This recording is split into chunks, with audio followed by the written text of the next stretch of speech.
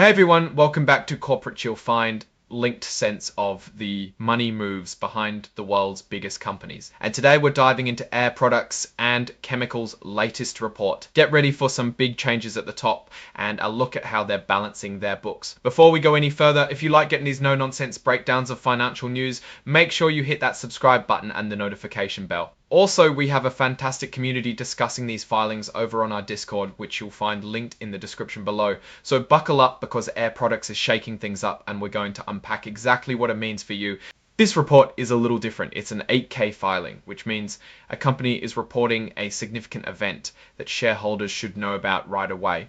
For Air Products and Chemicals, the big news here is a change in their board of directors. So what's happening is that as of September 1, 2025, a new director is joining the board. This new director is Howard Ungerleider. Now, Howard isn't just anyone. He's 56 years old and currently works as an operating advisor at Clayton, Dubilier and Rice, which is a major private equity firm, but he has a very impressive resume. From 2014 to 2020, which is a pretty long stretch, he was the chief financial officer, the CFO at Dow Inc. and its related companies. Before that, from 2018 to 2020, which is a pretty long stretch, he was the chief financial officer, the CFO at Dow Inc. and its related companies. Before that, from 2018 to 2023, which is a pretty long stretch, he was the chief financial officer, the CFO at Dow Inc. and its related companies. Before that, from 2018 to 2023, which is a pretty long stretch, he was the chief financial officer, the CFO at Dow Inc. and its related companies. Before that, from 2018 to 2023, he was also president there. So this is a guy with a lot of experience running big, complex businesses, especially on the financial side. The board has looked at Howard and decided he meets all the requirements to be an independent director, which is super important for good corporate governance. They've even put him on a key committee, the Audit and Finance Committee, starting September 1st. This committee is crucial because it oversees the company's financial reporting, internal controls, and the audit process. Having someone with a deep financial background like Howard on this committee is a big deal. It suggests a focus on strong financial oversight. Now, you might be wondering how he'll be paid. Well, the company says his compensation will be standard for outside directors. This means he won't be a full-time employee, but rather compensated for his time and expertise. Serving on the board, which is typical for these roles, they also mention he'll be subject to indemnification, which basically means he'll be protected legally for actions taken as a director. Again, standard practice. This part is all about making sure there are no hidden deals or conflicts of interest. It's confirming that Howard was chosen purely based on his qualifications and there aren't any side agreements or problematic financial dealings between him and the company or anyone else that would need to be disclosed. It's a clean slate, which is what you want to see when a new director joins.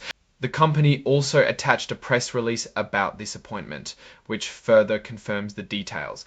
Now let's look at the financial side, because Air Products and Chemicals isn't just about people joining the board. They are a major player in industrial gases, supplying essential products like oxygen, nitrogen, and hydrogen to a wide range of industries. Think about manufacturing, healthcare, and even electronics. Their business is fundamental to many other businesses. We see here they have various debt instruments like these Euro notes that are due in 2028. Companies use debt to finance operations, expansion, and acquisitions, and it's important to see how they manage it. They also have more notes due in 2032 with different interest rates. Understanding a company's debt structure helps us gauge its financial health and its ability to handle its financial obligations. It's like looking at how much mortgage a person has on their house. And then we see notes due much further out in 2035 with a 4% interest rate. This variety in maturity dates and interest rates shows how the company is financing itself over different time horizons and managing its borrowing costs. For investors, it's about ensuring the company isn't taking on too much debt or paying excessively high interest, which could hurt profits.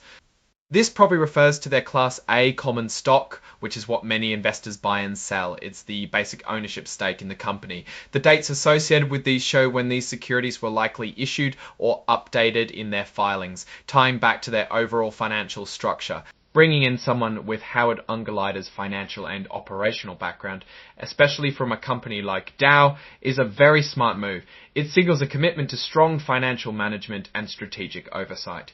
In the industrial gas sector, having solid financial footing is critical because these are often capital-intensive businesses requiring significant investment in infrastructure and technology. The company's reliance on various forms of debt, as indicated by the different euro notes, is common for large corporations. What matters most is their ability to service that debt comfortably, and that the debt is being used for productive purposes that generate returns exceeding the borrowing costs.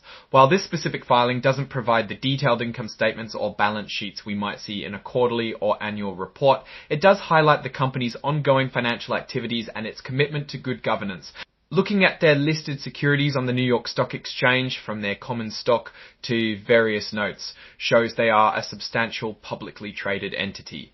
The diverse maturity dates of their debt suggest a well-planned approach to managing their financing needs over the long term. Risks for a company like Air Products could include fluctuations in global economic demand for industrial gases, competition from other major players in the sector, and the cost and availability of raw materials, particularly energy, which is often a significant input for their processes. Regulatory changes and environmental concerns also play a role. However, with a seasoned executive like Ungerleider joining the board, and specific key committees like audit and finance, it suggests the company is proactive in navigating these complexities and ensuring robust financial health and strategic alignment. The addition of such experienced leadership reinforces confidence in their ability to manage both opportunities and risks effectively. Alright, that's our breakdown of the latest from Air Products and Chemicals. What's your take on this board change and what it might mean for the company's future financial strategy? Drop your thoughts in the comments below. If you found this analysis helpful, please give this video a thumbs up. It really helps us out. And of course, subscribe for more deep dives into the world of corporate finance. Don't forget to join our growing community on Discord, linked in the description. Thanks for watching, and we'll see you the next one.